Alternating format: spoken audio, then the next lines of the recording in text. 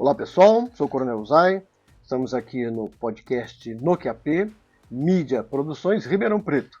Traremos aí alguns assuntos de interesse para vocês, assuntos atualizados, e esperamos aí, obviamente, você aí embaixo vai aparecer um QR Code, se você estiver interessado, estiver gostando, pode apresentar aí críticas e sugestões, serão bem-vindas. Se quiser também contribuir com alguma cortesia, será bem-vindo, para que nós possamos manter o padrão técnico, o padrão estatístico, o padrão até estudantil, de nível universitário, de nível nacional, para que você tenha o melhor resumo do QAP.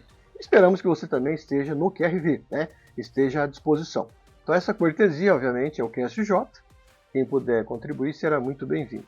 Ok? O que nós vamos trazer praticamente neste podcast, nessa gravação que estamos fazendo aqui em Ribeirão Preto, é as consequências da assunção do presidente Donald Trump para o mundo e especificamente para o Brasil, né?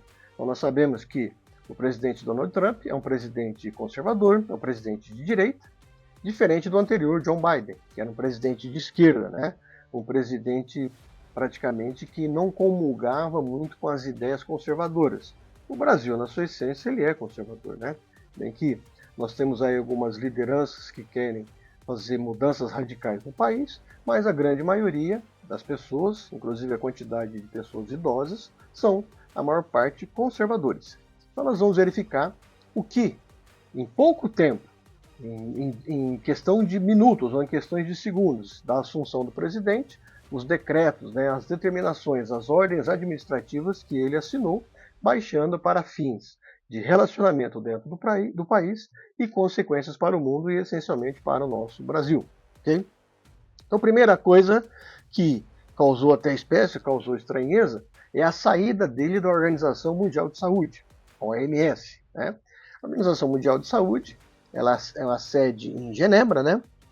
Ela na Suíça, e ela preocupa-se, né, com as orientações para que nós tenhamos saúde em nível de mundo. Né? O que é saúde? Segundo a própria definição da OMS.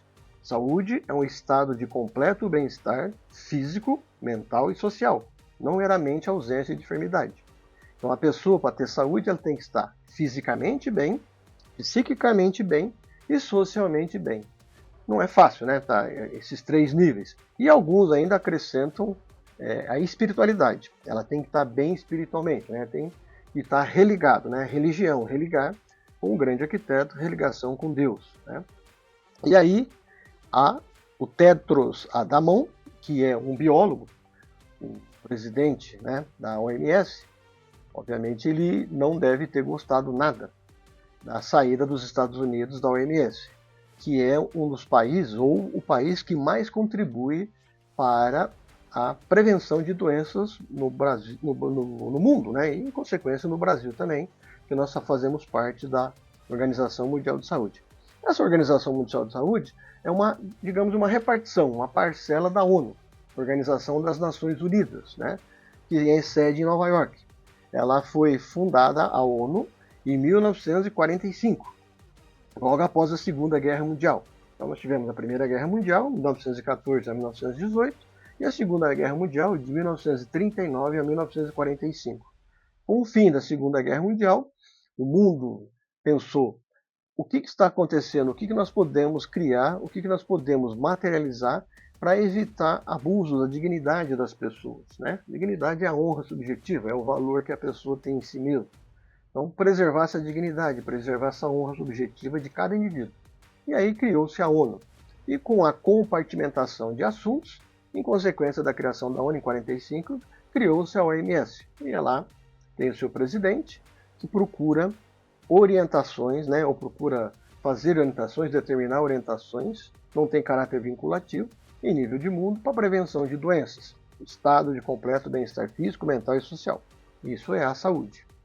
E os Estados Unidos saindo de lá, efetivamente ou naturalmente o Donald Trump, que tinha problemas pretéritos com o Tedros Adhanom, que era o atual presidente, por questão da Covid. Então, com isso, os os espinhos do pretérito vieram aparecer agora, né? Então ele entende que a conduta do presidente não é compatível com uma filosofia conservadora. Então, ele tem natureza mais esquerdista, a OMS. E com isso, o Donald Trump saiu, deixou de contribuir uma grande fortuna com a manutenção da Organização Mundial da Saúde. Segundo detalhe, né? Ele deixou o Tratado de Paris. O Tratado de Paris ele tem o objetivo de reduzir a emissão de carbono em nível de mundo. Preservação do ecossistema, do meio ambiente, ecossistema equilibrado, né? Que tenha sustentabilidade. E com isso, ele, obviamente, os Estados Unidos e a China são grandes emissores de poluentes. E, obviamente, se ele está dentro do tratado, ele tem que procurar reduzir esses poluentes. E com isso ele quer produzir mais petróleo, produzir mais energia e exportar mais. E com isso ele teve, obviamente, que quebrar esse acordo, quebrar esse protocolo com Paris, né? O clima de Paris. Declarou emergência nas fronteiras do sul, o México. Vamos aumentar o muro, vamos prolongar o muro, vamos prolongar a divisa entre Estados Unidos e México e fazer o encaminhamento, ou o retorno, né? Buscando tirar imigrantes ilegais, né, do país, o que está acontecendo. Está fazendo a chamada deportação, né? Existem 3 maneiras de você tirar um estrangeiro do seu país. A primeira delas é uma infração administrativa, é a deportação. A segunda delas é a pessoa tornar-se uma ameaça ao país, né? Aí é a expulsão. E a terceira, a mais comum e a mais fundamentada, é a extradição. Então nós podemos ter algum americano pratica um crime lá nos Estados Unidos e vem se esconder aqui no Brasil. Aí ele é condenado lá formalmente e os Estados Unidos pedem ao Brasil a extradição dele para retornar ao país de origem e ele cumprir a pena lá. Nós já tivemos casos aqui até de uma mulher que acabou matando o marido lá nos Estados Unidos e ela veio se esconder no Brasil. Os Estados Unidos pediram a extradição dela e ela foi extraditada. Ah, mas ela não é brasileira? Não. A partir do momento que você adquire voluntariamente a naturalização de um outro país, você perde a nacionalidade brasileira. Então ela estava naturalizada americana. E aí ela não era mais brasileira nata.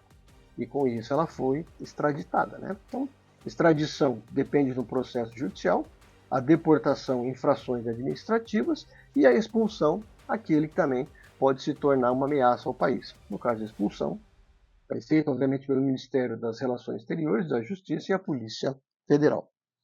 Então aí ele está fazendo a deportação de muitos, né? E aí teve aquela discussão sobre o uso das algemas, a deportação, e agora eles vão trazer os deportados, descer lá em Fortaleza, no Ceará, né, para não atravessar o território brasileiro. Deu um prazo ao TikTok, né? O TikTok é um canal, né, uma ferramenta de multimídia, uma ferramenta digital chinesa. Então ele falou, ó, TikTok, você tem um prazo para vender aí suas ações, ou pelo menos metade delas, para os americanos, a quem quer investir, né, para não ter exclusividade lá nas terras, no território americano. Então aí é um outro problema com a China. E inclusive voltando aí à questão do México, ele tinha aumentado, né, as tarifas de importação em relação a México e Canadá. Aí já fizeram um acordo, e esse decreto está suspenso por 30 dias e o México e os Estados Unidos já fizeram um acordo com ele para poder acertar e continuar a fazer as exportações e importações, né, chamada imposto aduaneiro, de uma maneira mais equilibrada, né, sem que haja oneração de ambas as partes. Ele perdoou, né, o presidente tem condições de fazer o perdão, né, é chamada graça, né. Existe o indulto, que é um perdão coletivo de punição. Ele assina um decreto. E existe a graça, que é o perdão individual, né. Vou perdoar um único criminoso, assina um decreto de graça. Vou perdoar vários criminosos, assina um decreto de indulto. Então ele assinou, obviamente, o perdão, o indulto, daqueles condenados na invasão do Capitólio em janeiro de 2020. Então, com isso, aquelas pessoas que estavam aí em cárcere, obviamente, passaram a ser livres. determinou o fim do home office para os servidores federais. Então, em virtude da Covid, muitas pessoas passaram a trabalhar em casa e via internet, né? Por meio eletrônico, por meio digital. E deixaram de comparecer fisicamente às repartições públicas federais. Com isso, ele encerrou. Eu quero o servidor aqui dentro do gabinete, dentro da repartição pública, para atender efetivamente a população. Eliminou restrições de produção de petróleo. Ele vai produzir mais petróleo. E o Brasil está nesse caminho. Pelo menos, se depender do presidente do atual presidente do Congresso, que é o presidente do Senado, Davi Alcolumbre, que é lá do norte, ele tem lá a Amazônia Legal, Amapá, Amazônia, aquela região que tem muito petróleo. É a produção de 5 bilhões de barris. E isso aí são rendas, geração de trabalho, geração de emprego, geração de renda às famílias. E ele quer, hoje, como presidente do Congresso e principalmente presidente do Senado, porque o Senado são 81 senadores. Esses senadores escolhem o seu presidente.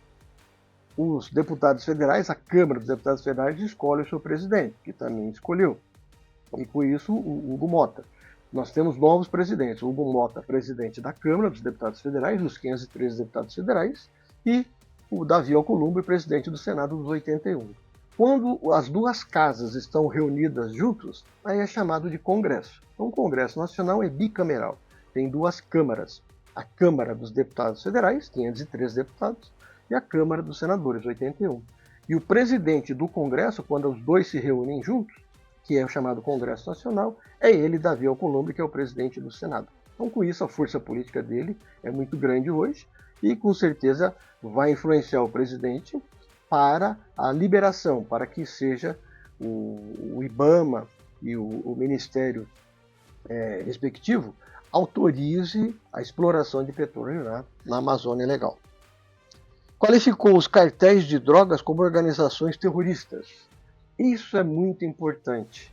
Nós temos aí uma organização criminosa, que são os terroristas, isso em nível de mundo, né? E lá nos Estados Unidos, o terrorista, obviamente, vai ter uma pena muito mais agravada pela sua conduta criminosa, pelo seu ilícito praticado, do que uma pessoa que pratica um crime comum.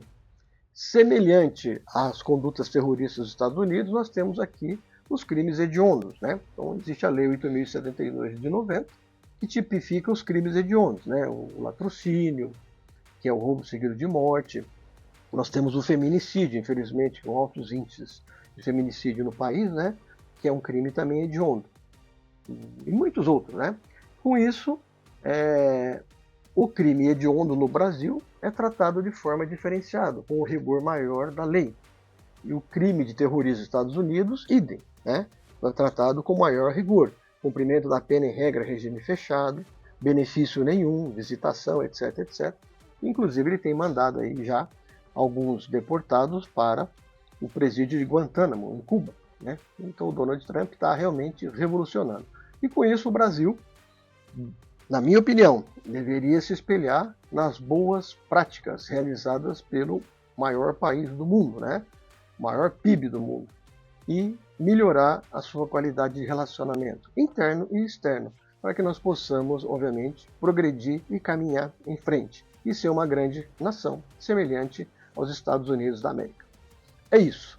Donald Trump assumiu dia 20 de janeiro de 2025, e já teme, obviamente, grandes consequências, grandes repercussões do seu comportamento, da sua conduta.